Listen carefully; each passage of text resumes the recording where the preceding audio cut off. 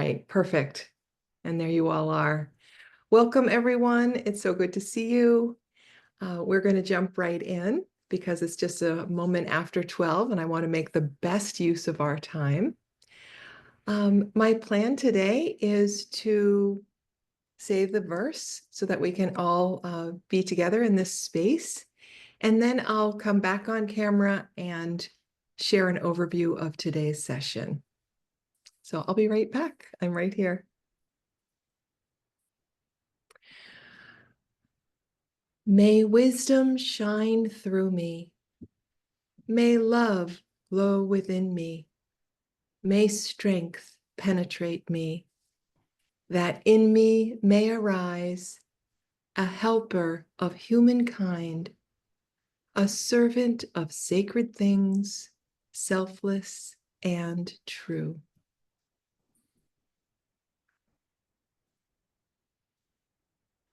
Okay. So nice to see all of your smiling faces, and thank you for being on camera, because at Center for Anthroposophy, we do offer our courses live and interactive. And in this way, we do ask you to join with your camera on as if you're in a room together. We just have to move past this idea that we're on an electronic screen and imagine that we are sitting side by side in a circle. And this really goes a long way towards contributing towards the overall feeling for being in a group together, but it's also really wonderful for the presenter to be able to see who's out there and not just be teaching to the little green light on their computer. And of course, when we're in breakout rooms, it's essential that your friends and colleagues can speak to you live. Please also, if you have not done this already, and if you're not used to being on Zoom, please make sure that you have your first and last name in your Zoom box. This is because Zoom takes attendance automatically. And so I need to know who has signed in each class, but also so we can call you by name. You're also welcome to add your preferred pronouns or your ancestral territory in which you reside, whatever you're comfortable doing. I'd like to just say that during our first session, I really just gave a high-level overview of the 7 life processes. This is the framework by which we'll explore mentoring and coaching and professional development review, and also how we'll just kind of take that lens into pedagogical inspirations for your faculty and staff.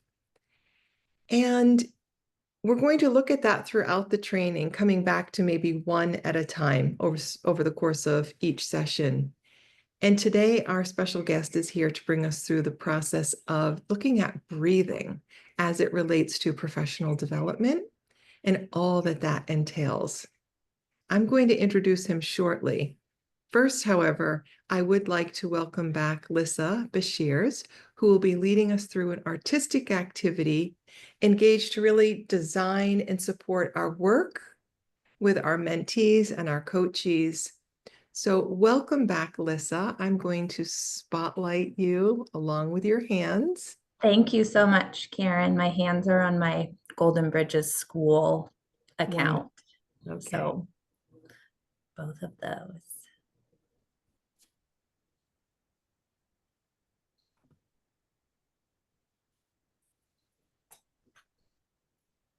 Perfect. There we go. All right. Thank you. All right. Good morning, everyone. Thank you for being wherever you are in the world to make it possible for us to have a few moments to come together artistically and to care for ourselves individually artistically, and maybe also take a little inspiration of something that we could bring into a classroom or into a mentoring environment. We're going to do some form drawing today, and it's very much building on the life process that you'll be working on with Sven over the next 2 hours, the life process of breathing. Our first act, right? To take a breath. And breathing and form drawing link very beautifully together. Form drawing is a uniquely anthroposophical or Waldorf artistic endeavor that can be very simple or very complicated, and has developed on its own, I would say, quite a lot from the few indications that Steiner gave about this process. So form drawing, in discussions with teachers at the very beginning, Steiner just said to the future Waldorf teachers that form drawing is a natural way to go about making the gradual transition to writing the letters of the alphabet. So on a very practical level, when we are practicing form drawing, we are helping new learners, students, enter into their relationship with writing from an artistic angle. And then he also sometimes, Steiner was a little more esoteric. So in his lecture that's called Spirituality as a Condition for the Further Development of Humanity, he explained that art engages the human will. Form drawing affects the whole person. From forms and lines, writing should gradually develop, and from writing, reading. So a little bit of background into the Waldorf approach to reading that really starts with the shaping of forms on paper.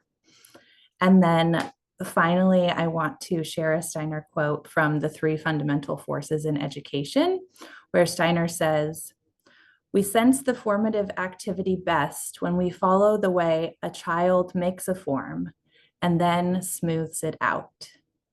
So we'll be working with that idea today.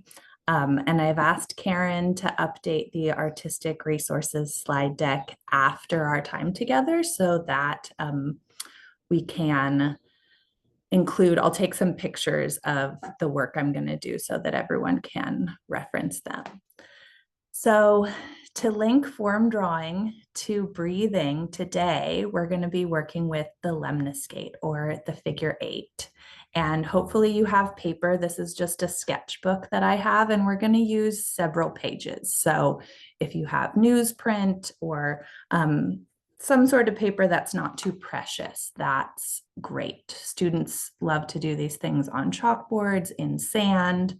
All kinds of mediums really lend themselves to form drawing. And then hopefully you have a range of colored pencils, at least a few colors will be helpful. And I invite you as much as you can with the added bulkiness of a screen in front of you to center your page in front of you. Mine is off to my left, being left-handed with the dual screen, but we should never shy away from an opportunity to engage in that crossing of our own midline. So if your paper can be in front of you, that's wonderful. And then I'm going to invite you to choose a color that's on the lighter side. Like if you have a yellow, I'll choose like a light green so that you can see it. And there are two ways that we can hold our pencil for form drawing. And for me, I select the pencil grip based on what I hope the students will receive from the experience. Remember, I'm left-handed here. I'll do it right-handed just for you. So if I were introducing form drawing as a precursor to writing, I would ask the students to use what we call pencil grip. So the 3-point grip, I would be checking that their hand is not too close to the tip. Children are always tempted to get control very close, but we actually want quite a bit of space. And then we want to check that there are really 3 points touching. And of course, as educators, you'll see all kinds of variations of that. That's the grip I would use if I were doing a form drawing that I wanted to lead to forming a letter or maybe learning cursive. Today, we are taking a purely artistic approach to form drawing. So I'm going to invite you to try what I call artist grip, which is just 4 fingers on top and your thumb on the bottom. and then flat towards the page. So I'm afraid on my paper, your view of that is not going to be very satisfying, but from the bottom, we see this. And then from the top, we see this. And it's very difficult to tense your fingers in this position. So I hope that if you try this, you'll experience that your hand has to be relaxed. And I invite you to notice whether your hand can stay relaxed and whether that relaxation can extend through your arm. And then, as we'll see, into our breathing. So we're going to start with a figure 8 or a lemniscate, and I invite you to fill the entire page and see if the turning point of the lemniscate where the figure 8 crosses can also be aligned with your heart. Or, well, maybe we're adults and we're too scientific, so we think of our heart over to the left. So let the center of the lemniscate be aligned with your vertical midline. And then I want us to lean into this idea that Steiner gave to see what the child makes and then see if they can smooth it out. And in this way, I mean, we're not just going to draw an 8 and be satisfied with what we have. We're going to repeat the motion, and each rotation around the figure 8, we have the opportunity to improve on the last path. So more than once. I invite you to choose a direction and stick with that direction. And then if you want to, you could switch to another page and do it again in the opposite direction and see how that feels. So we're going to start in the center, and we're going to draw a lobe to one side and then a lobe to the other side. The lemniscate is like the number 8, but horizontal.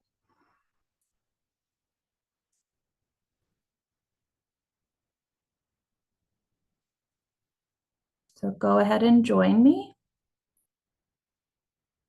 And then don't just stop at your first one. Notice where a side can be rounder, smoother, straighter.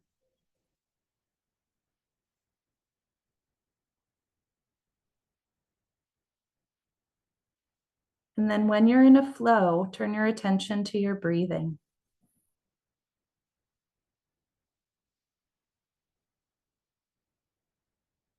How does the rate of the speed that you're drawing relate to your breath?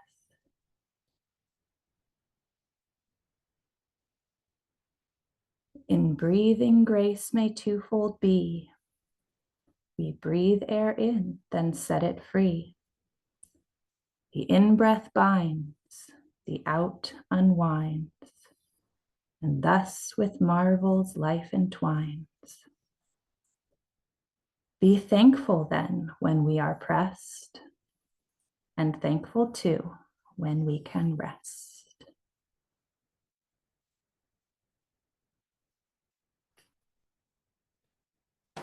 That's Goethe, you probably know that one.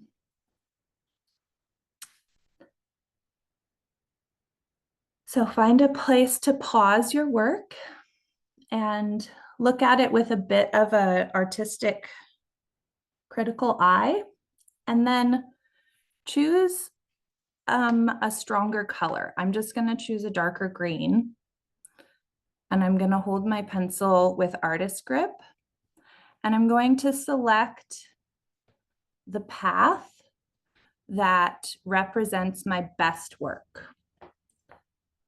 So with this stronger color, I'm just drawing a single lemniscate, and I'm going to try to follow the path that I find the most pleasing.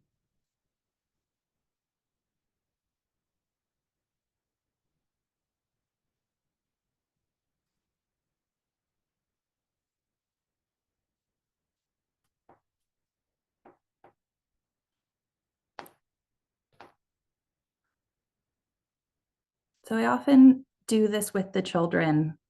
There's a lot of anxiety and perfectionism in everyone today, and especially in our students. And so this idea that you can do something and then do it better can be very comforting to them.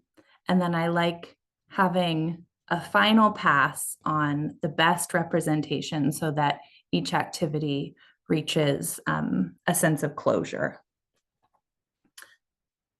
So if you're still only on your first page, maybe you switched and that's fine. If you're still on your first page, let's go to a fresh sheet of paper. This sort of lemniscate is something that I would do with a first grader and myself. This can be endlessly therapeutic if you need to just breathe before the day begins. We don't have to be overly complicated. I'd like to invite you into a lemniscate again. And this is maybe a version I would do with a second grader where the form can evolve. So again, I'm choosing a lighter color so that I can add a stronger color later. And I'm going to do concentric lemniscates, smaller to larger, and then larger to smaller. I'll need 2 pieces of paper for that. And then I invite you to experience what does it feel like to go from small to large and then the opposite. Let's start with a small lemniscate and then let it get bigger, and then we can switch.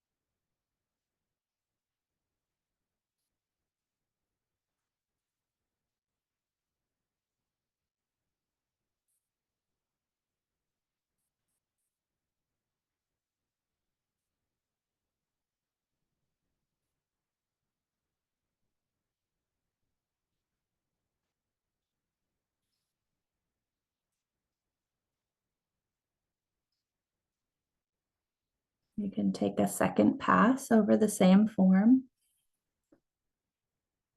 In breathing, grace may twofold be. We breathe air in, then set it free. The in-breath binds, the out unwinds, and thus with marvels life entwines. Be thankful then when we are pressed, and thankful too when we can rest.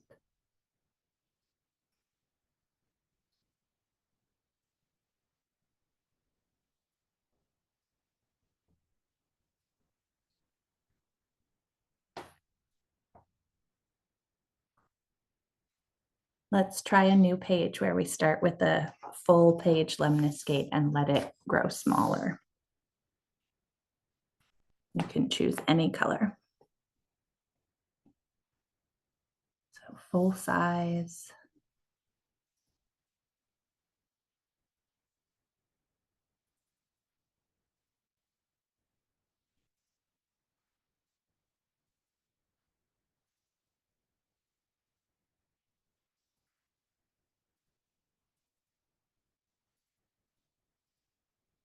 Growing smaller.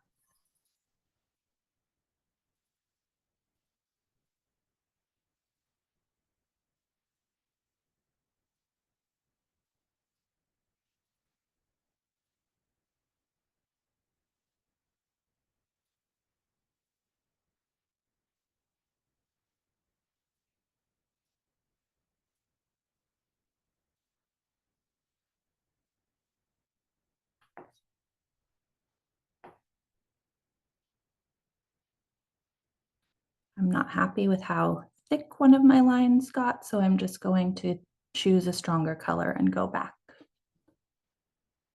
I'd like to offer a song by Alila Johnson that is also about breathing. A little different, or maybe not. I am everything. I can do anything. I'm worthy of my purpose. I'm worthy of my purpose. I am my ancestors' dreams. Even if I just breathe. Even if I just breathe. Even if I just breathe.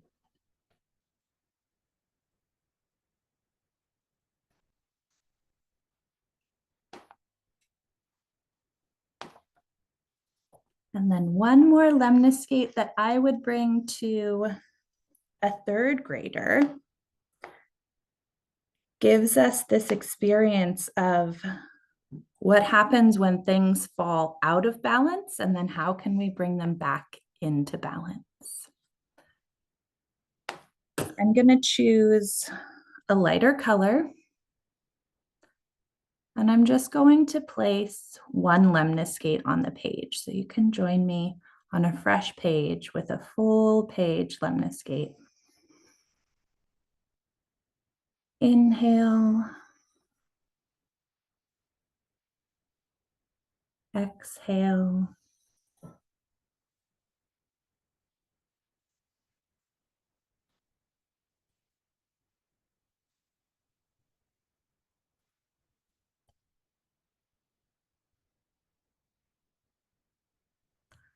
And then let's bring our form out of balance a little bit by starting with a small lobe that becomes a larger lobe.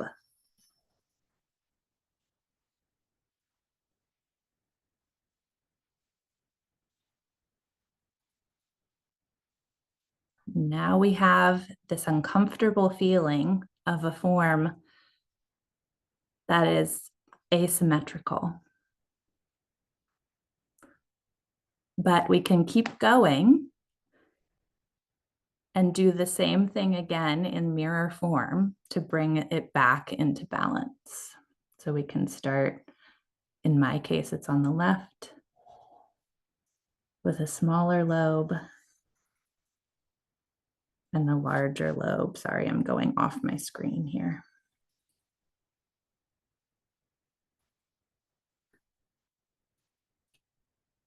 And we can have this experience of starting out of balance, starting symmetrically, falling out of balance, but then finding our way back again. That's a lemniscate I would do with third graders, and then I would invite fourth graders to experiment with weaving their form. And to weave a form, you just start at any place. And every time you come to a crossing of two lines, you alternate under, over, under,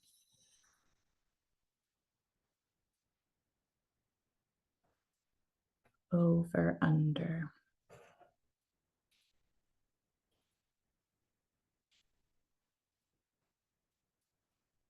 Fourth graders love to braid their forms.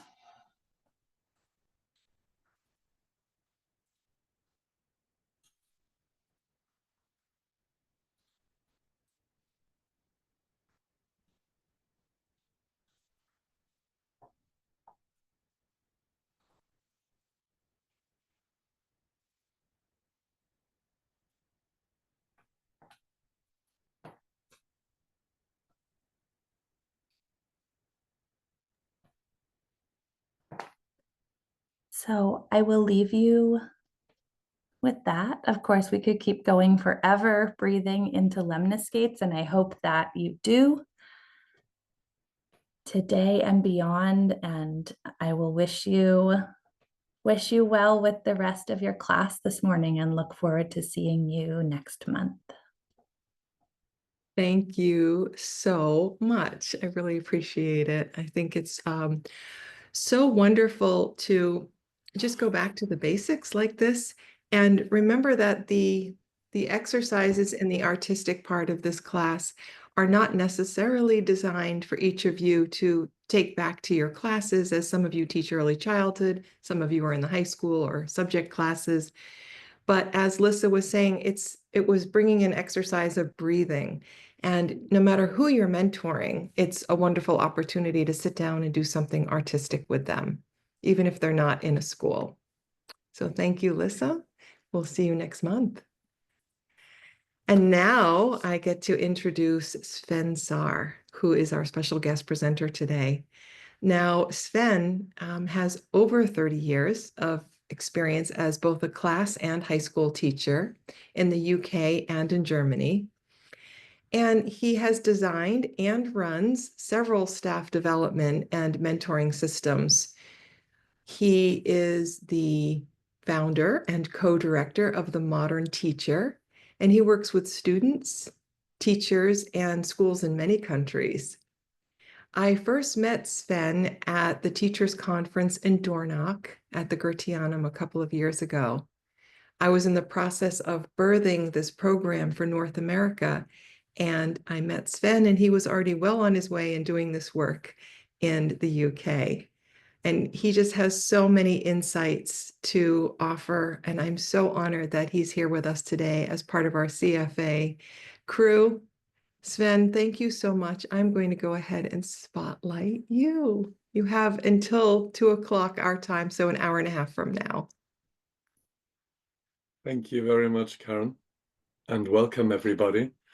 It's lovely to see you all, and I think most of you are meeting for the first time. Vandana, hello. Nice to see you in India. It's always lovely to travel the world in the digital way and then find people in different contexts. That's a lovely thing to be able to do. So thank you very much for welcoming me here. I'd like us to begin with a little imagination, and that is, can you picture with me this wonderful feeling when you go somewhere and you feel moved to take a really deep breath, to do this thing where you breathe in, and almost like with this breathing out thing, you have this feeling that your shoulders are dropping, and you don't look at your feet at that moment, do you? Can you picture that? You kind of go to the left and to the right, and so you've breathed in really deeply, you breathe out, and you look around you, and you just feel really good. Now, what picture just turned up in your head when I was describing that process? Where did you see yourself? When I try and do that, inevitably, and I've tried it several times, inevitably I find myself either standing on the shore of a body of water.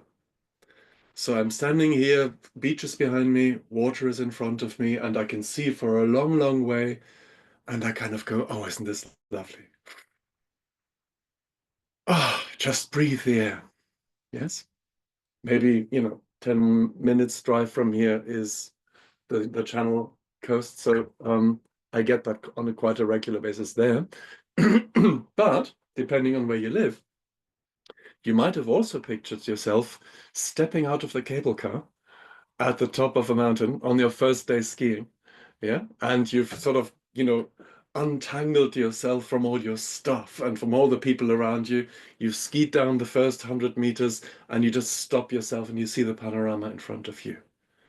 And you go, ah. And you turn to your friends and you go, isn't that brilliant? Just breathe the air. And I'm really struck by the fact that when I try and picture myself doing that, I can't see myself.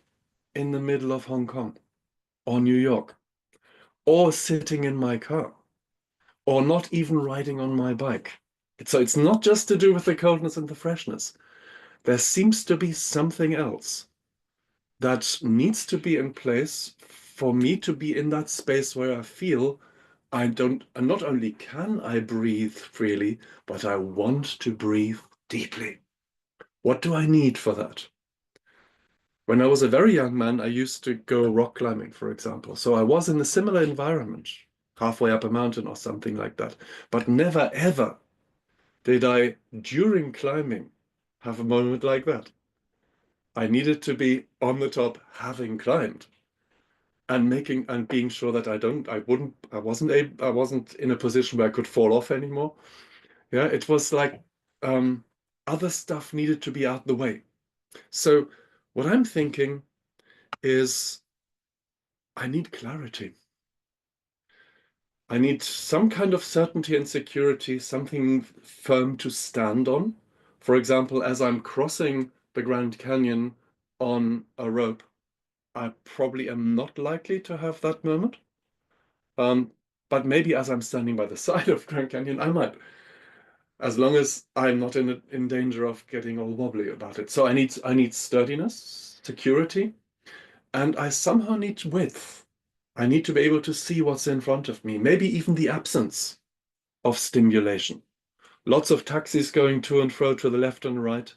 The possibility of somebody coming up from behind me in a crowd and pushing me would preclude me from doing that. So I wouldn't stop at the edge of the road by a pedestrian crossing and have that moment. Somehow I need to be able to have space around me to be able to do that. And I come back to this word, clarity. Can I see in all directions? Do I feel safe that nothing is going to come towards me unexpectedly? Do I feel heavy in the best sense of the word? Do I feel connected to what is below me and stable somehow? Then I think I can breathe. And maybe some of you are in this unenviable position, but I'm sure many of you have been with people who are in the position of not feeling safe, of suffering from anxiety, even suffering anxiety attacks. Do you remember when you're with a person like that, or when you know that yourself, what one of the key symptoms of that is your inability to breathe freely. So quite often people who are feeling overly anxious, cripplingly anxious, describe as one of their first symptoms their inability to either breathe deeply in or out, a dysregulation of that. And the anxiety is usually caused by something which they feel they cannot control. Not control in an unfortunate authoritarian way, just something where they experience a loss of agency. Whatever's happening to me right now is something I can't do anything about. That kind of feeling. So in this course, I think you're going to be examining two contributing factors to the work of mentoring. One has to do with outer conditions, and one has to do with what you bring to the process. What you bring in terms of your knowledge, your skills, but also your biographical experience, your personality, your you-ness. And if I've read it right, the syllabus, I feel that possibly the course is weighted more toward that part of it. You and what you bring, and your combination of personality and professionality. And what I'd like us to look at today is the outer conditions. Not so much what we bring to it, but how do we actually manage to give ourselves the clarity that is needed for launching ourselves into the process with confidence. So what systems, what regulations, what abilities to be clear and certain can we provide so that a process can happen in the first place? It's not an accident, obviously, that breathing is the first of the 7 life processes. Without it, no life would be possible. Nothing could even begin. And of course, I'm in the fortunate position to give you 2 consecutive seminars. So when we look next month at the process of warming, we realize that actually this is a stage after the breathing part. Yeah, we breathe in and then we warm the breath to our body temperature. In other words, we connect with whatever it is that we have perceived there. But today, what do we need so that we can perceive in the first place? What other things, what noise might otherwise get in the way and give us an inaccurate perception, or maybe cause us to turn away altogether? So an invitation, if you like, an introduction to what's going to come, which will seem quite systematic to you, quite practical, because it's based on the structures I've developed during my experience as a mentor. But without this, I believe anything else that might develop might not work well. So let's start with something that feels as secure so that we can do that. Not at the end, but at the beginning of our process. I will start by sharing my screen with you.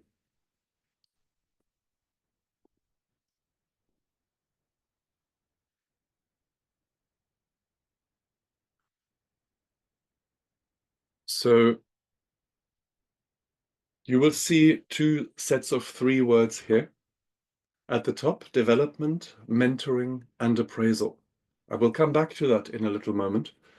You could paraphrase that with the I, the you, and the we gesture of the work that we do in the schools or the other institutions. And the second triplet here is, I think, the 3 decisive qualities that we have to develop in order to make this process work for everybody. And that is transparency, consistency, and probably above all, kindness. So what are we doing it for? Well, I will come to a happy workplace in a moment and how important that is. But unlike in other places, this happy workplace is there for a particular reason. And this is different in a vocational relationship to my profession than in a non-vocational one. If I have a relationship to my job, and it doesn't really matter what the job is, that says it doesn't really matter if I'm here, anyone could do this, then that's not something to which I feel called. I suspect most of you are here because at some point, don't make this sound too poetical, but you've heard a call, yeah? You felt, okay, this is my thing. And I think what has called us in this is this feeling that we want to be guides of children in their journey of self-education. And if you like, as a mentor of adults, who are these guides? You are guides twice removed, or once removed. So we've all probably taught many children over many years, on the people who are gathered together on this screen. And now we're stepping a step back from that, and we're guiding the people who are guiding the children, but the ultimate purpose hasn't changed at all. We could call that what we do, our role, being multipliers now. But we're still enabling mentors to mentees to focus on the prime part of our job, and that is the facilitation, the enablement of what Rudolf Steiner calls the removal of obstacles. So let's not forget, although we'll be talking about adults almost all of the time in this session and the next, that at the center of everything is the learning, the progress, the development, the well-being of the children, and their ability to connect to each other, to connect to us, and to connect to their own learning process. So this is what the school has signed up to by making a contract with the child. And this is what each individual teacher has signed up to, both in their own biography, in their karmic biography, you could say, their destiny, but also in their contract with the school. If I'm acting with the child in the classroom, I'm both acting on behalf of my own personal and professional ideals, but I'm also acting on behalf of the school, who has, if you like, the legal contract with the child. The legal contract is like the manifestation of the spiritual contract that we've undergone. And if I don't have that attitude, or if I do have that attitude, the consequences will be very obvious for the child. I'm mentioning that because this, I said earlier on, maybe most importantly, kindness. Kindness can't take the place of professionalism. It has to be part of professionalism here. And the part of the Waldorf crisis that has beset the United Kingdom is that for probably several decades, there were too many teachers who erred in that, who were very nice, but also too unprofessional in what they were doing. Didn't have the learning of the children sufficiently at heart. And that's why we've lost 40% of our schools in the last 5 years. Irretrievably lost. I don't think they'll ever be founded again. So, as I say, attitude has consequences. Do you know what Rudolf Steiner said when a bunch of English anthroposophists came to him in Ilkley in 1923 and said, "Dear Herr Doctor, how would you feel if we started a Waldorf school in England? Would you help us do that?" And he said, "Well, yes, I would, but under one condition." And they went, "Oh, what?" And he said, maybe surprisingly, "The condition is it must be a good school." What, that's it? A good school? Well, yes, he then elaborated. By that I mean not a school which is fondly smiled upon by the educational establishment, but a school which is widely respected for the novelty, but also the rigor of its approach. A school that is counted as good and is recognized as good, not just by the people who work in it and by the people who send their children there, but by everybody else as well. Can you be that professional that you can gain the respect of the people around you?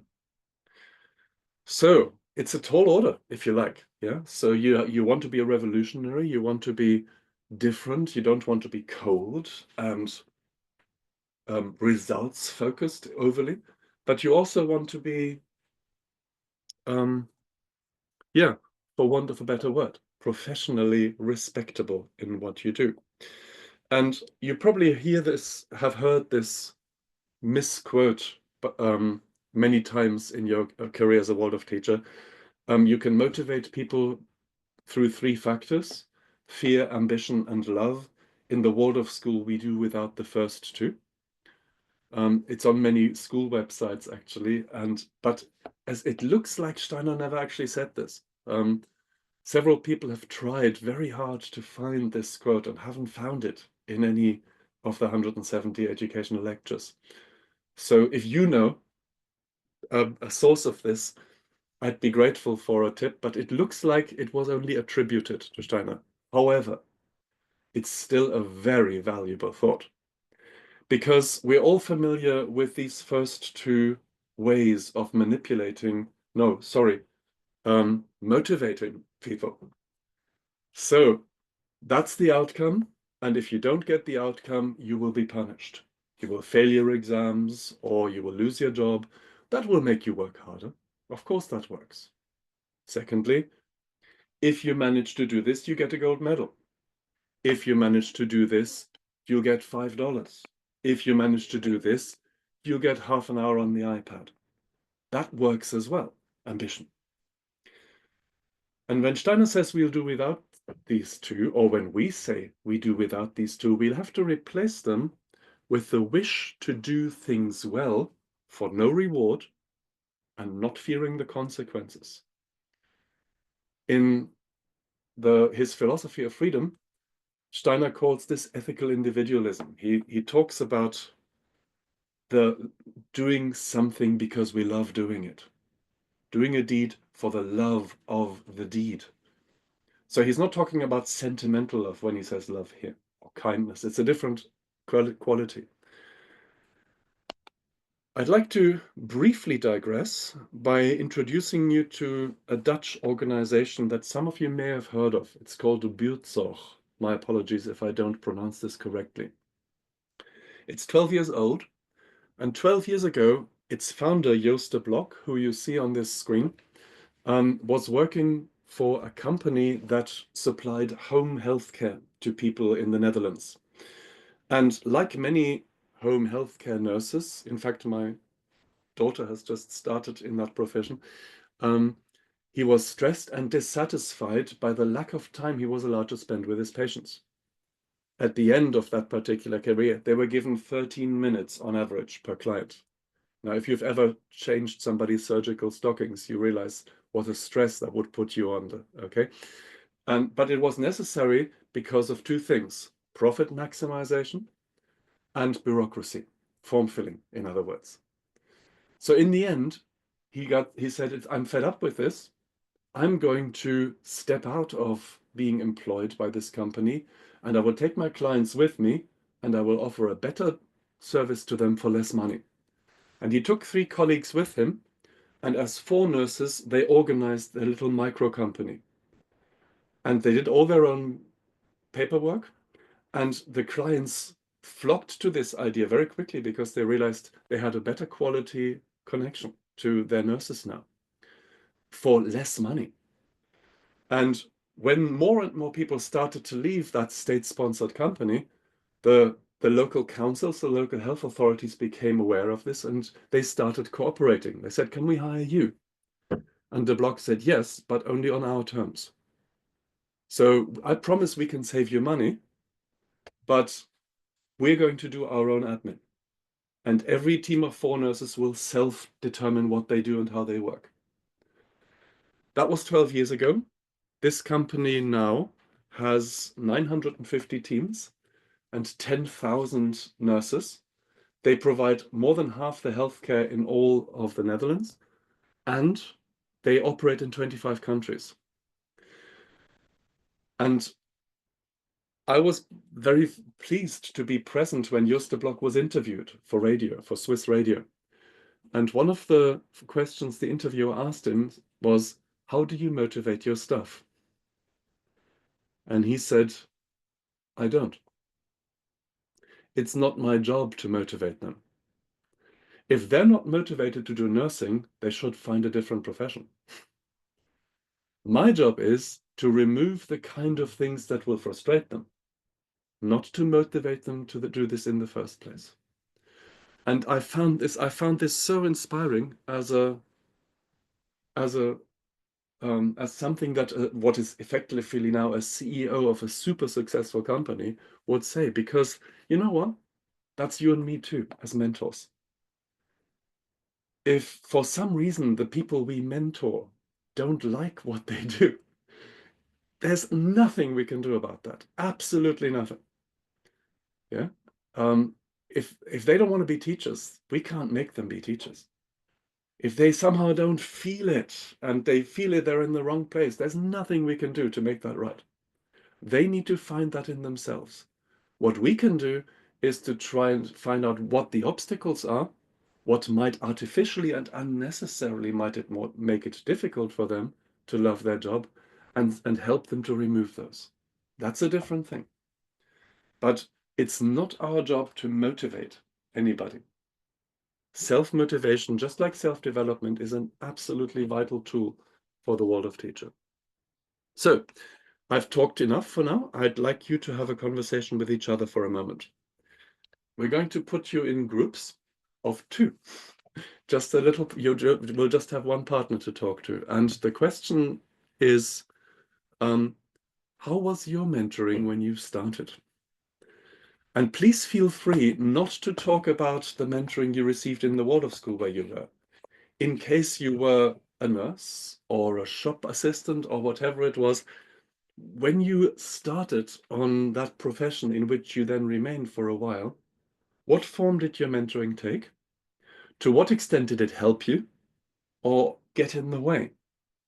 And crucially, what didn't happen that you felt should have happened? Yeah. I know that's a lot of questions for the 5 or so minutes that I'm going to give you for this, but go back in your own biography. How was it for you? Did you get any at all? What form did it take? How was it helpful or not? And what didn't happen that you felt should have or could have happened? So I think we've got an even number if I'm minus Karen and myself, so this should hopefully work. Yes. Karen, would you team people up? I'm doing that now. And if for any reason you end up in a room by yourself, just come back. I'll be right here and I'll reassign you. So Sven, you said 5 minutes? 5 minutes each, so 10 minutes altogether. 10 minutes. Okay. See you in a few minutes. Thank you, Karen.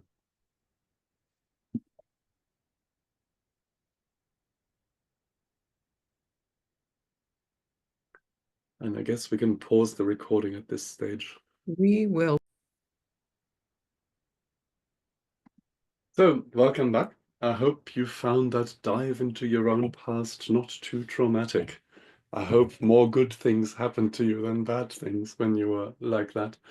Let's have a look what 2 academics discovered as stages on the journey of a new teacher. So this is Maynard and Furlong back in the 90s. And that's not their graphics, that's kind of my graphics. But I guess you and I, and probably everybody who ever became a teacher, started with an idealistic purpose. So possibly either because they had a fantastic time at school themselves and wanted to give that back to children, or because they had an awful time at school and wanted to give children a better time. So one of those two things probably, but very few people get into this profession either because of money or the long holidays or, job security. Everybody knows this is going to be demanding, and the fuel that brings me into the place is, of course, my idealism. Yeah, this is going to be fantastic. And to begin with, that idealism really pushes me and impresses everybody around me and fires up the children. And depending maybe on my already established professionalism, my life experience, my charisma, this phase lasts from anything between half an hour and a week. And then reality suddenly bites. I don't know if you remember this, what I remember from my first time alone with the children on a salary. So I wasn't yet allowed my own class. I was in one of those schools where they wisely tested me out on a part-time basis for about 3 months before they decided to give me a class. So, it's this typical thing where you get, with an experienced teacher and you tell a fantastic story and you do some brilliant form drawing and you think, oh, this is easy. Yeah? And then she says to you the next week, oh, I won't come with you today, you'll be fine. And what happened to me at that point, maybe I just need to stop the share briefly to act that out for you. So I came into this grade 4, and with all the power under my wings from last year's fantastic experience, and I had a form all prepared for them to draw. So I turned to the blackboard and started to draw the form, and suddenly it went bang! And right next to my head, somebody had thrown a Coke bottle at the blackboard, a full Coke bottle, which didn't burst, but it hit the blackboard right next to my head and fell to the ground. And I turned around, and in front of me sat 17 10-year-olds with blank faces. So they were all in on this. Okay. And, I was 22. I completely died at that moment. Yeah. I did all the things that you're not supposed to do as a teacher. And I learned in that moment what it's like to be frightened of children. That had never happened to me before. And so the first thing that I needed was to find out a survival strategy. So I somehow managed to get to the end of that half hour, and it was a painful half hour what followed, probably more for the children than for me. But next lesson, the teacher was there again, pretending there was a tear in the curtain, and she had to mend that or something like that. And of course, they were like angels. So that's a survival strategy. Other survival strategies include, of course, shouting at the children and making them frightened of you. In fact, one of the very experienced people I mentored successfully was a state teacher who I was helping to convert. And she said in her first teaching job, she was given the advice, don't smile before Christmas. Don't know if you've ever heard that. I hope you haven't. But because it's cynical. It's awful. Yeah. In other words, don't be nice to the children until you've earned their fear and respect. Yeah. And then you can afford to get a little bit nicer. Awful advice. Please don't ever follow that or tell anybody to follow that. But the point is, you fake it. You somehow find a way of getting through. And this is that blue thing, yeah, that blue arrow in the diagram, which indicates once you've got that, you're then on the same level as everybody else. You're no longer a beginner. You know how to somehow get from the beginning of a lesson to the end of the lesson by using strategies. But those strategies won't sustain you forever. And when you get to the end of that purple arrow, you know that. So now you begin to experiment. You try things out. For example, you try out smiling or taking them outside without fear that they won't come back in with you again, and that kind of thing.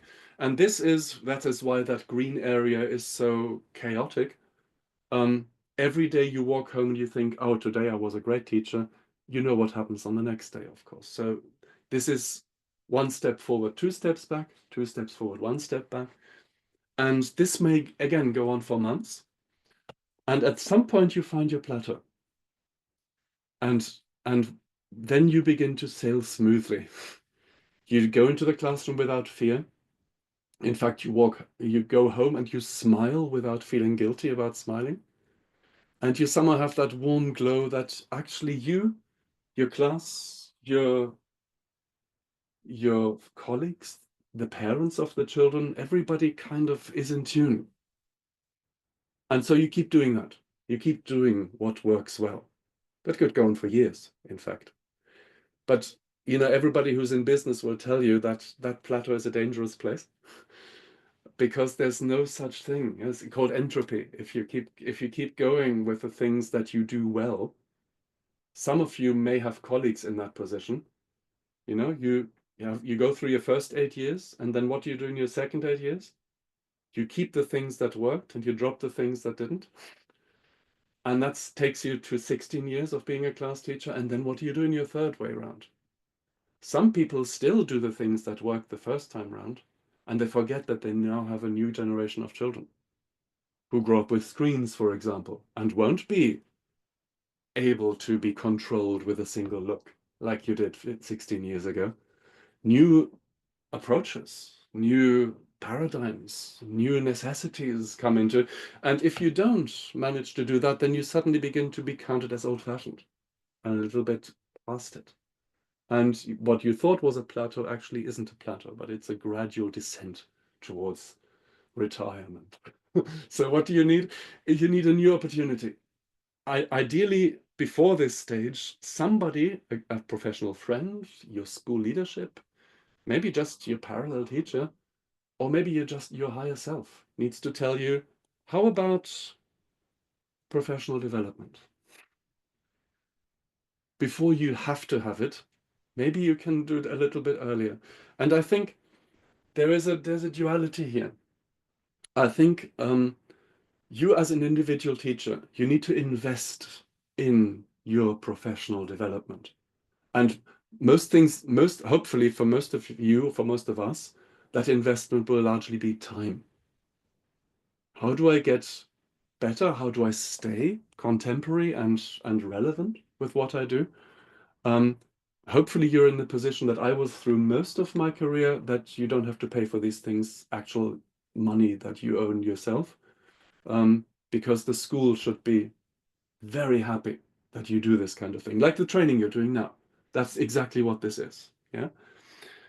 However, the school can also be in a position to insist that you do that and say, actually, we're paying you for 26 contact lessons technically, but you only have to teach 24 because 2 of those lessons that we're paying you for should be spent on continuous professional development, as we call it in the UK, CPD. That would be a good working situation. So if we make this part of our status quo, of the way we are in our profession, then we get all that rainbow of possibilities at the end. We don't need to necessarily descend. New skills come into it. This was fantastic for me. And I apologize if you had a really terrible time during COVID, but it was because of the pandemic that I discovered full-time teacher education in international contexts. Doing the work that I do now with you on Zoom is probably about 60% of the work that I do. I work in India and in China and in Kenya and in Thailand, and it's all via this medium. And 10 years ago, I wouldn't have dreamt of doing that. But here was a professional opportunity to work in a very different way and learn completely new skills. And what a gift at my stage of life to be given that, to start again, if you like, in a different setting. So this is kind of what I mean by investing in that. And what I want to bring to you as a new kind of idea is that how about we apply the same parameters to the way we develop ourselves, the way we mentor and are mentored, and the supervision, the top-down appraisal that happens there. Because it's awful, isn't it? You may have been in this situation, I certainly was, that your mentor tells you something, for example, to be stricter about the children's ability to put up their hand and, to really be consistent about that. And then you get your supervisor coming in for your regular appraisal, and they're saying, oh, you're holding the children much too tightly. And you kind of think, oh, but I was told to do this, and what am I going to do now? So if we can find a way in which to all sing from the same hymn sheet, in our own development, in our mentoring, and in our appraisal, we've gained a lot. And what I mean by these parameters is ways of judging the perceptions. So I want to offer something to you, and you will be getting that by email after today's session. Don't worry, I'm not going to take you through lots and lots of close typed words now. But one thing that's always bothered me as somebody who's worked in appraisal as well as mentoring was I had a tick box in front of me that had a list like the one that you're seeing on the screen now. How is the lesson content with this particular teacher? And then I either had a yes or no kind of box. They're doing this well, they're not doing this well. Or even worse, actually, I had to rate them from 0 to 7 or from 0 to 10 or something like that. Or, not at all very often, that kind of thing. And I thought this on-off approach is not actually a living thing. So with a lot of consultation with the senior staff of the school where I was working at about 6 years ago, I created this document which works on the basis of a color-coded system. It's called Developing Steiner Waldorf Qualities, and the qualities will be very familiar to you. It's a series of descriptors, and I've color-coded them into 3 areas. So if you look at the whole thing, it looks like this. There's blue bits, green bits, and red bits. Now the blue bits are what you might call essentials. If I get the blue things wrong on a regular basis, I'll know because it's not running smoothly. So I want to get the blue things right really most of the time. The green parts are on good days, or if I've tried particularly hard or consciously, this will work. And I'm trying to maximize or to increase the frequency of when the green parts work. Good practice, you might call that. Basic practice, the blue. Good practice, the yellow. The green. And the red parts are my star moments. Yeah, so I can't do this all the time, But whenever I reach this and I've done something that works really fantastically well, I'll take a note of it and I'll work out why. And maybe I can aim towards that. So in my language, this is called to aim for. And the magic about this particular system is that you can be a student teacher in your first teaching practice and regularly reach red bits. Yeah, because you bring new things to it. You have this idea, I'm going to co-create my block with the students. I'm not just going to lecture at them or tell fantastic stories. I'm going to go in with a lesson half prepared and give them lots of options, and then we work together. And if you're really present in that, you can have a fantastic experience. And what's more important, the students can have the children can have a fantastic experience. And I've seen this happen with a student in their second year of the training, and I'm sitting there at the side as their mentor, and I'm thinking, I can't remember a single time I enthused children like this in 20 years. Yeah, my jaw just hit the floor. I thought, this is fantastic. And this was somebody who hadn't even got a contract yet to teach. So I must be able to say, what a super thing you're doing there. And this is why it worked in my feedback. So this is why there are these three colors, because you know what, nobody's perfect, but some people can touch that space, however long they've been teaching. So you will see that later on. I don't want to take up valuable exchanging time now with that. You can read that in your own time. It's, by the way, it's not long. It's only 11 pages. So I've tried to keep it as concise and usable as possible. Our role as mentor is a dual one. I think we somehow need to be, as mentor, a bridge between the mentee and the school. And for that purpose, it's very important that we don't also report on what the mentee does to the College of Teachers or the school leadership. In other words, in my model, which I will go to in a minute, the roles of mentor and appraiser or supervisor are physically separated. Different people do this job, which is why it's so important to have the same document from which to work. The reason for that is this. If I'm your mentor and you're telling me, I get so tired in the evening, I really don't know how to do justice to this. I'm really worrying if I'm in the wrong place. And I then go and tell my school leadership colleagues about this. And they then stop you in the corridor and say, oh, I've heard you're finding it very hard. Do you think you're going to open up to me again? In that moment of weakness, you know, when you're feeling really rough, will you trust me?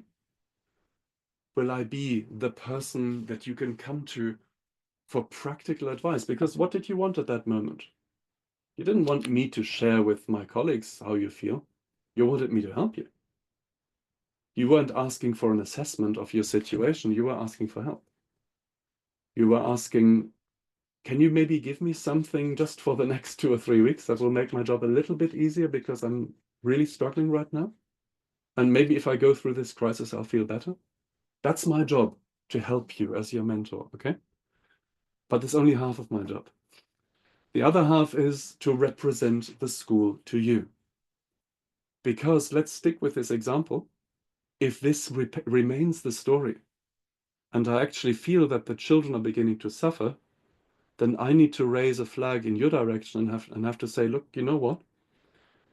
We've tried lots of different things, but they don't seem to be working very well. And I'm increasingly concerned that you're not doing justice to the children's justified expectations of you. So I'm going to have to take this to my colleagues, and I'm going to show you before I take it what I'm going to take there. But I'm here principally for the children and not for you. So that needs to be my first priority. So in other words, I need to convey the school's expectations to my mentee. And hopefully I have the kind of personal skills that allow me to do that with clarity. So I'm going to show you something now which may be a little bit surprising. And actually, just to Karen, we're not going to do another breakout room because it's enough to look at it like this. Otherwise, I won't get through, I think, with what I've prepared for today. This is Hermann Hesse speaking about new beginnings. Be ready, bravely and without regret, to find fresh impulses that old ties cannot give. In all beginnings an enchantment dwells, for guarding us and helping us to live. Serenely let us move to unknown places. Let no domestic sentiment detain us. The spirit of the world will not constrain us, but lift us, stage by stage, to wider spaces. Being a mentor will not just allow the mentee to discover as yet unknown things, it does the same to us as well. Time and time again, I've seen somebody do something in the classroom that I would A, never have tried, and B, told them not to do had they consulted me beforehand. And it worked. And I thought to myself, I'm going to try that myself and see how that's going to work with my students. In other words, so widening is one of the beautiful effects of being a mentor of somebody, especially somebody who's doing this new. And what I've highlighted there as domestic sentiment, that is that dreaded sentence, that's not how we do things here. I'm sure you've heard this before, yeah? In our school, we tend to, and maybe there are situations where we have to start sentences with that phrase, but let's try and minimize them to the absolutely necessary. And rather than that, have a sort of question. Oh, tell me you're thinking about this. We will talk about this more in the next session when it's about warmth and about how we actually do this job. I will have lots of examples for you then. But this is the beginning ethos, I find, for us. Especially the blue lines. By the way, this is in the chat for you if you want to copy and download it for yourself rather than anxiously scribbling it now. No domestic sentiment and serenely. Yeah, not panic or full of excitement or, nervously, serenely. Unknown. Two words you rarely find in the same sentence. But that's the magic of the new thing that's going to come. So, how do we make ourselves feel safe? In the next 20 minutes, I'm going to take you through, step by step, how we should go through the appointment process. And bear in mind, I'm painting you an ideal picture. Also, don't worry about there being a lot of text on the screen. You will get this after this session as a PDF, just like it appears on the screen, same words. Yeah, don't worry about it in detail.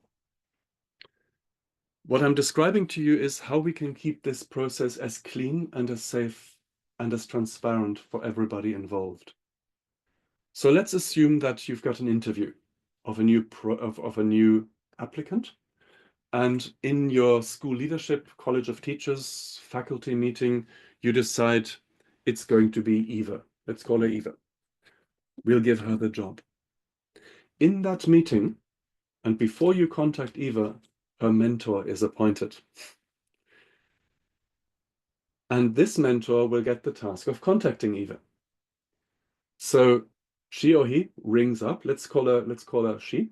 So mentor, Paula, rings up Eva and says, "Congratulations. We'd love to offer you the position if you're up for it. This is what's going to happen next.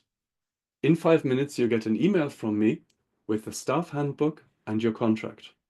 Please make sure you read the staff handbook carefully so that you can find out what our school processes are. And if you have any questions, just ring me back and ask me anything you'd like before you sign the contract. And if you're happy with everything, we'd love to have your contract back." Okay, so contact before contract. And explain your role, establish, "This is who I am for you," says Paula to Eva. Okay, Eva has read the staff handbook, has asked her questions, received satisfactory answers, has returned the contract, and now Eva and Paula meet for the first time. That doesn't have to happen at school, by the way. It's actually quite nice to meet in a cafe and tell each other your life stories, and it's really establish a bit of a bond. Where are you coming from? What sort of things didn't you tell us, or didn't we ask you in the interview? What do I need to know about you as your mentor? What would help me, do you think? So in this meeting also, and this is ideally still two months before the job actually starts. Okay, let me tell you, Eva, says Paula, these are the things that are ahead of you. So there's a sort of online induction about child safety you have to do. This is the list of your pupils. Let's assume it's a class teacher.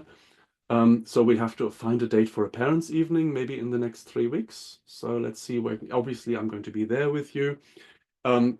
This is the name of our bursar, and you'll contact our administrator for your staff email address so that you can write to the new parents with your school email address, etc., etc.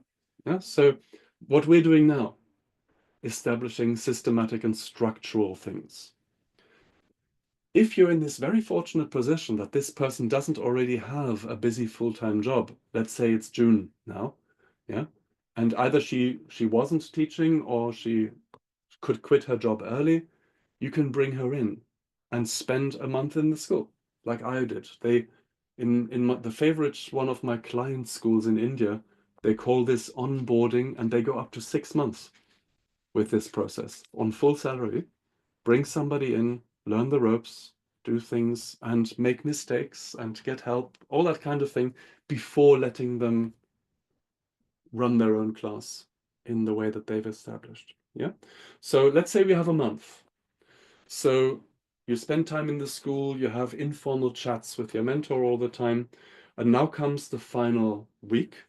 So induction sessions. Yeah, make sure you've done all the various trainings that you need to do. You can see what your timetable is going to be. And now, first month, everything starts. Yeah. In that first week or two, very important to have daily communication. Not just how is it going, but actually take a moment, meet. And of course, the structural parameters for your relationship are very firmly established in the school. So both of you have a mentoring session in your timetable. Let's say Tuesdays after break, and neither of you can be asked to be lesson covering in that time. It's absolutely secure, that time when you meet. Okay, you get paid for this, by the way.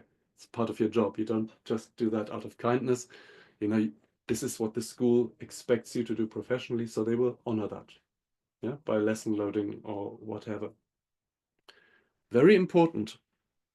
How can you visit Eva in class 1 if you're the third grade teacher? Where are you going to find kind people to constantly cover your class? Well, if your school follows a sensible system, you don't have to do this. And this is very clever and very magical.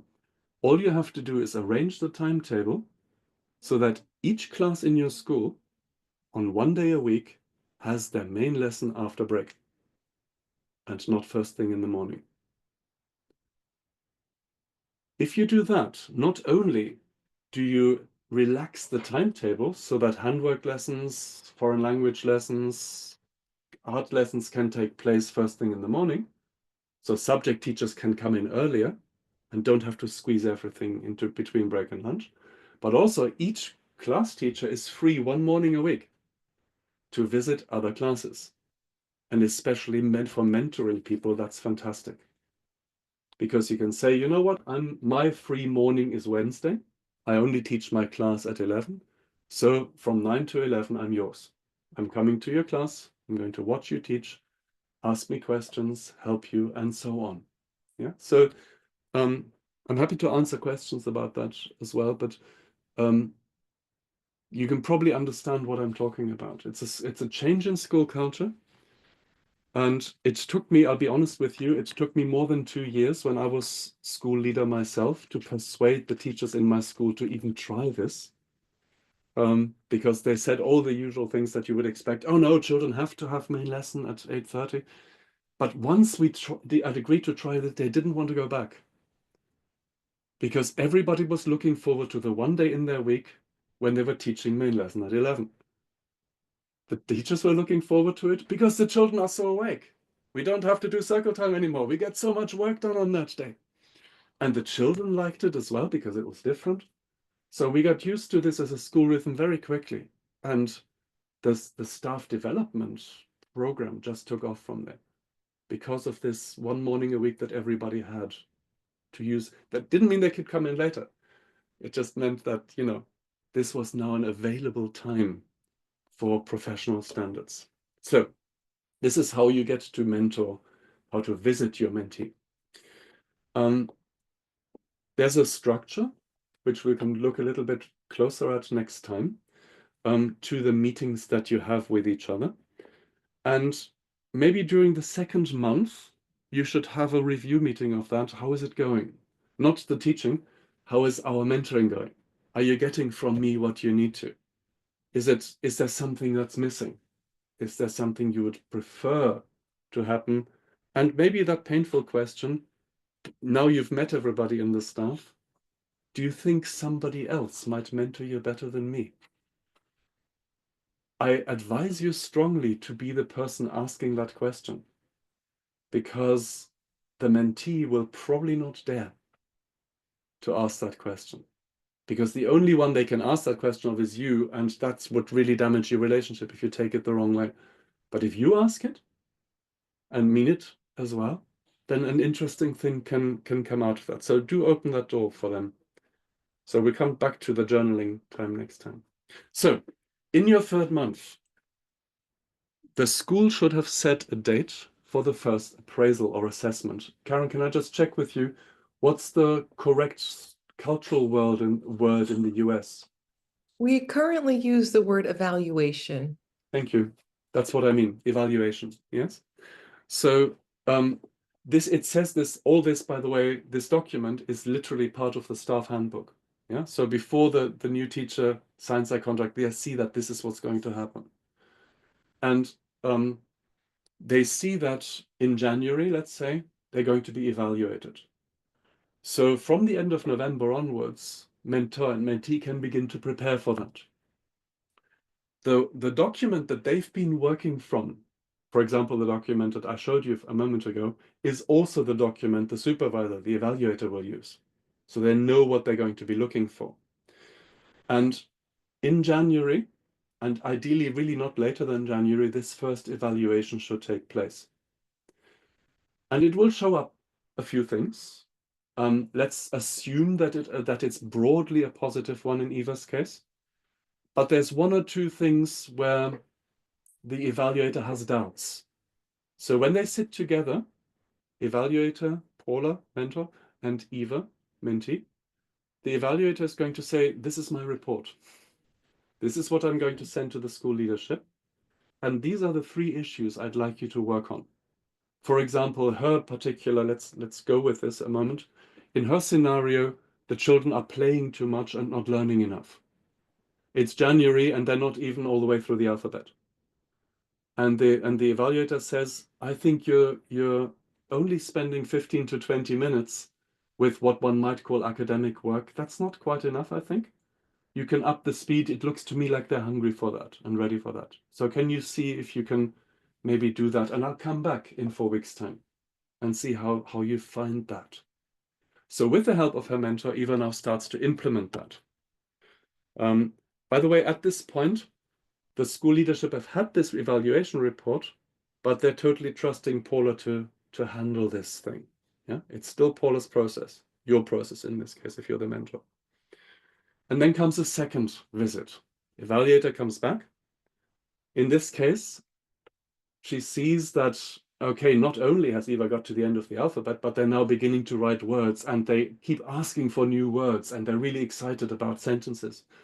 And so actually the flame that needed lighting has now been lit in the children. And the evaluator can say, well done, Eva. Yeah, this is exactly, do you feel? And Eva says, yes, thank you. Yeah, I can feel it now. I thought I had to do 7 poems a day. And somehow, because that's what I've seen other teachers do. And I've always wondered, you know, can I just go a little bit faster? But I didn't dare. thank you. Now with your encouragement, I have done that. I feel much happier myself. So now comes the confirmation process. So now that second report, updated report, goes to the school leadership. The school leadership decides, in this case, to confirm Eva in her position. And now she gets whatever it is in the States that is the equivalent of a permanent contract. Yeah, so she's no longer on probation, so to speak. Now, there is a legal dimension to this, which I just need to mention, because for at least 20 years, almost all the schools I worked with were under the impression, and this is Europe, that you could have a probation year. And so they did an evaluation in month 7 or 8. And often it didn't happen properly, and it was sort of June, July by the time that process was finally finished. And if it hadn't gone well, it ended up really sour because it was too late for that teacher to apply somewhere else. And things went really sort of haywire. Some people got confirmed because there was lack of time to not confirm them. And, you know, it was stumbled over into the second year. It was never good. But actually, that whole thing could have been saved because the law in the European Union says maximum probation time is 6 months. You have to either confirm or renegotiate contracts after 6 months. It was never an option. So all these schools were breaking the law for years by saying you've got a year's probation. So be very careful that you don't put yourself in that position. I found it really helpful in my conversations with head teachers and directors and principals to be able to point that out, because it gave them an extra incentive to really follow procedure. And it sounds awful when I say follow procedure. We don't like those words, do we? But it's because it's so transparent, because it's part of the staff handbook that we do this, it really reduces anxiety. Nobody likes being evaluated and watched, but if I know that that's going to happen in January, and if I know my mentor is going to help me through the process, then that's really reassuring. So ideally, oh, sorry, jumped a bit too fast. Ideally, you will know as a new teacher by Easter whether you've made it or not.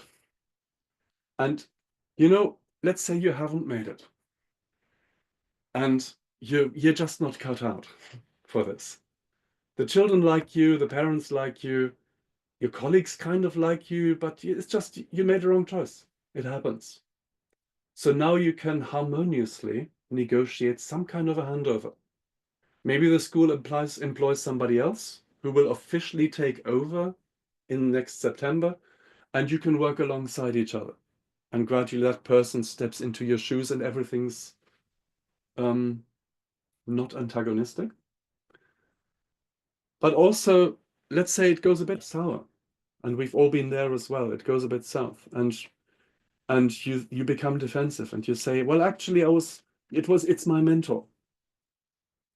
You know, I didn't have enough help, and we didn't gel, and they told me the wrong things, and it's really unfair, and I'm going to sue you. I'm going to get a lawyer, and then the school leadership can say, okay, either we don't believe you, and therefore please go. And we go now the hard, stony road of covering this class until we find a new teacher. Or they say, you know what? We think you may have a point. There are 5 people in the school leadership group, and 3 of them see something in you that your mentor doesn't. So we're going to give you another chance. We're going to give you a 3-month contract and a new mentor, and we'll give you the chance to pull this thing around. And I've seen that work as well. Yeah. In fact, I was the mentor who was let go of in this case and replaced with a younger model, and it worked. Yeah, it's so, you know, this ego thing that we have, but you know, how dare they not be inspired by me? Well, it can get in the way, okay? It really can, especially if, yeah, I think I want to say this actually. This is important. I hadn't planned to say this, but I want to say this now. In your experience, and of course I know you are all experienced, how many or what percentage of teachers is in your school is naturally gifted, as opposed to having learned the job technically bit by bit? In my experience, I would say 1/3 of the people I've worked with were born teachers. 2/3 were born all sorts of other things and then became teachers out of choice. Didn't initially make a fantastic impression, but because they didn't, they had to patiently learn how to build a professional standard. And you know what? Not only do those people sometimes make the better teachers, they very often make the better mentors. So if I look at the occasions when I failed as a mentor, it's because I belong to that first group. I think if I look back at my biography, I could never have been anything else, really. But quite often I didn't know why the things I did well worked, because they came so naturally to me. And in that, if you're like me, if you're in this position, then every bit of failure will be a huge learning opportunity.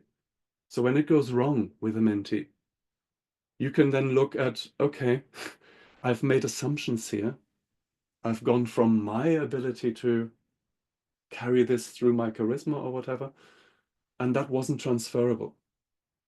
So actually, maybe they need, you know, a phlegmatic, organized, even melancholic person to be by their side rather than somebody where the sparks are flying all the time. And one such case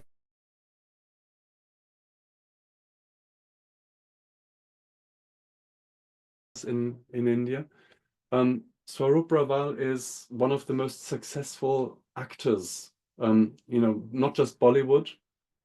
I hope you can hear me okay. I'm getting messages of being, is that okay? Thank you, Christine. So she was a very well-established actor when she decided that she wanted to change her life's path and become a teacher. And she had this idea of helping underprivileged children through drama, to bring them into education through doing drama acting type things with them. And so she joined a fairly large rural school in India with the purpose of doing that after training as a teacher. And she failed miserably. It was very chaotic. And she had somebody given to her as an experienced teacher who really disapproved of her methods and said, that's obviously, you come here with your big acting thing and it doesn't work. These are children who can't read and write, and what are you doing playing with them all the time? Do the job like I do. And she tried that and she didn't get anywhere. And she was about to give up when the principal of her school said, we're going to try you with a different advisor, a different mentor. And so that happened. Different mentor was appointed to her. And she was already in her 40s when this happened. She wasn't a young woman anymore. And her impulse took off to such an extent that within 2 years she was writing a book about her method. And it was teachers were being trained according to her ideas of incorporating drama into education. And she made the top 10 in 2019 in a global competition, Teacher of the Year, the World Teacher of the Year or Global Teacher of the Year, because she had literally reached tens of thousands of children in India. And this was somebody who was within 3 days of giving up, when the principal had this idea of, let's give you someone else to work with. So I know this really works. And so this question of how do you see yourself? Yeah, I'm coming back to this question of self-development. This is what Viktor Frankl said. We live our lives like actors on a stage that is so brightly lit they cannot see who is sitting in the audience.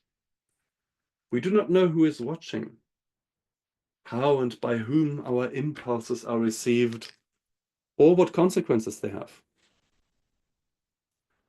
This is very much like the teacher's reality, isn't it? none of us became teachers, I don't think, through going, oh, it's Monday today. They have a physics test on Tuesday. So my job today is to help them pass the physics test, and then I've done a good job. That superficial level exists, but really, we don't know the impact of what we're doing. We don't know the lifelong consequences our actions will have on the biographies of these children. If I ask you now to remember your first grade teacher, can you? Probably yes. But do you know why? Probably because of the emotional impact that person made upon you, positively or negatively. You probably don't remember a single lesson she taught you, or he, but you remember how you felt about them. And yet you only spent a year or two with this person and you cannot remember any details. And yet she's there or he's there. That person, your teacher, who's probably long dead now, doesn't remember you. Yeah, they've passed on. They had no idea what became of you. That awareness, you may revisit it in the spiritual world, but it's not tangible, is it? We don't know the impact. We don't know who's watching, as Viktor Frankl says, and how they feel about us. And because of that, it's so important that we have a mentor who sees us from the outside. And I've made this sound very profound, is maybe the wrong word. I've made this sound super meaningful just now through the emphasis I gave it. But I had a very small experience once with an experienced mentor who came into our school as an evaluator. And he was supposed to evaluate the class 1, the first grade teacher, and the first grade teacher happened to be ill on that day. So he stood in the staff room, a bit at a loss, and he was kind of looking to and fro, and he said, well, what do I do now? You've paid me for the day, where do I go? And I just happened to be the only other person in the staff room, and I said, well, you can come to my class. So he came to my class, grade 4 I was in, and sat at the back, nice present, jovial guy, a bit like Torrin Finzer, that sort of presence he had. And afterwards I said, and, anything to tell me? And he said one thing. The rest, I'm not here to judge you, but I want to tell you one thing. When one of the children is speaking too softly, you know what you do? And I said, yes, please tell me. And he said, you'd make a step forward and you say, can you say that again? If you're coming closer to them, what encouragement is that for them to speak louder? They don't need to speak louder because you're going towards them. What you should be doing is this. Can you say that again? So that they have to speak louder. A simple, super simple matter of classroom technique that in 50 years I would never have thought of myself because I don't have that awareness. Yeah, it's such an automatic thing to do, to step towards somebody if we don't know what they're saying. But if we want them to speak louder, we need to raise the expectation. And I'm using that, if you like, a bit of as a metaphor, that experience, because there must be so many things where I can't see the impact I'm having, where I don't know exactly what I'm doing. And what a gift in my professional life and professional development to have someone watching me and mirroring that to me. So as part of this relationship that you have with your mentee, structurally, you might have to persuade your school leadership of this, but make sure you also let them watch you. Not just with the purpose of you learning what a great teacher, them learning what a great teacher you are, but for you to have a conversation. What I did there, what effect did that have? And they will surprise you. They will notice things about you that will improve your practice. And this is probably the greatest gift you can give to both of you. And a wonderful step on the journey to the next part, which is when we step from the vertical mentoring, if you might call it that way, to the peer mentoring. Because when they're confirmed, their journey hasn't stopped. When they're confirmed in their job, they're moving onto your level. You're both now on the same plateau, but you can still learn from each other tremendously. So, thank you for coming with me on this. I'm going to just remove my spotlight because I just wonder whether any of you want to follow up anything that I've brought to you here or have particular questions. Monica has her hand up. Hi, Please do Monica. speak, don't wait. Thank you very much for the suggestions that you're offering about how to structure things within the school. It was a great hope of mine that that would be addressed. And I really appreciate the suggestion of the subject teachers coming in once a week. My question would that be, is that is that across the board for all teachers, all class teachers, regardless of level of experience, or for the new teachers only? Thank you so much for asking for that clarification. When I started with this system, I thought this would only apply to those 3 class teachers I had down as mentors because I was organizing that system. And then after a year of trying to work this out in vain, I realized that limitation was the stumbling block. So then it became a school-wide system. Literally every class, I think we might have exempted class 1, I'm not quite sure, but certainly from grade 2 to grade 12 had this thing that 1 day a week their block teaching started at 11. And I had great allies then in those subject teachers for whom it meant that they had a day off. Yeah, I mean, if you're an English, if you're a French or a Spanish teacher, you may know this, that you have to be there 5 days a week because you have to teach between 11 and 1 o'clock. So that means you're constantly running from one class to the other because the school insists that you teach in that stripe of the timetable because it's the best time for languages, Steiner says. And by having that flexibility in the timetable, suddenly there's more breathing there. You know, this old main lesson has to be at 8:30 is a real obstacle to a breathing timetable. However, and this is maybe also important, if you're a handwork teacher or a games teacher and you have that time, you need to change the way you're teaching. You can't just do what you would do at 2 in the afternoon, but then, you know, you probably know that anyway. But if it's your job to take register and, you know, maybe sing a song or two, that then widens your own scope of delivery. Yeah? And, you know, I remember the games teacher saying, well, I can't sing. So, you know, what do I do?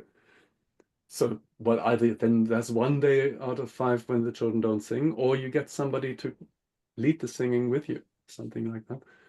But all those problems in my book are good problems because they contribute to the school's inventiveness and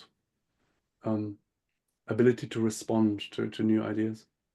Thank you for that question. Ben, could you also just expand a little bit on how we could do this? So many people here are administrators, or they maybe don't work at a Waldorf school, but have a different organization. Yes. How could we transfer these skills to be imagining how we're working with their staff? Yeah. So thank you for reminding of, and I know at least one of you works in a Campbell rather than a school. I think almost everything I've said to you, including the timetable, can be applied in a different organization as well. Because one of the things that I did when I trained to be a mentor, in fact, well, my first mentor training, which was with lots of other Steiner Waldorf teachers at Michael Hall School about 25 years or so ago, that our trainer was a mentor from British Airways. Yeah, so it was her job to mentor pilots. And she had been brought in, and we were very dismissive of that. Oh, what has she got to teach us because she's not a teacher? Yeah, where is this coming from? But it was a genius move because that was the first module, and we learned the psychology of working like this outside of the school realm, and we discovered how many things are really transferable in this way. And being somebody's professional friend, which is what you are as a mentor, is something that is of course happening in many different places. Today, my main purpose was to give you structural safety in that. And if you see, when you read through my guidelines, especially the last ones that I've showed you, joining a school the Steiner Waldorf way, I suspect many of the steps on there will be applicable to your organization, even if it's not a school. There's a long version that explains every step, but there's also a short version which you can print out on one page and stick to your wall. And if it's the beginning of November, you can see that and say, oh, I've got to organize this person's appraisal or evaluation, yeah, so that you don't miss steps.